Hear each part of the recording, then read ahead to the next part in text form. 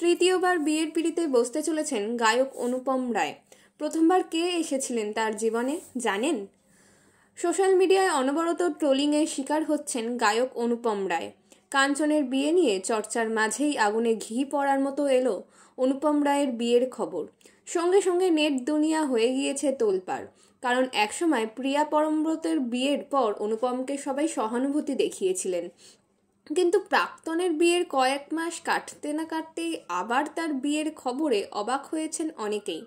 আগামী 2রা মার্চ গায়িকা প্রস্মিতা পালকে বিয়ে করছেন অনুপম রায়। ইতিমধ্যেই সেই খবর আগুনের মতো ছড়িয়ে পড়েছে চারিদিকে। তবে অনুপমের এটি দ্বিতীয় বিয়ে নয়, এটি তৃতীয় বিয়ে। তিনি প্রথমবার বিয়ে করেছিলেন যাদবপুরে পড়াকালীন এক বান্ধবীকে। সেই বান্ধবীই ছিলেন অনুপম রায়ের প্রথম স্ত্রী। তবে তিনি কে তা অনুপমের কাছের মানুষ ছাড়া বিশেষ তেমন কেউই জানেন না। ইঞ্জিনিয়ারিং পড়ার সময় বিয়ে করার পর তারা চলে গিয়েছিলেন বেঙ্গালুরুতে। সূত্রের খবর, বনিবনা না হওয়ায় বিচ্ছেদের পথে হেঁটেছিলেন তাঁরা।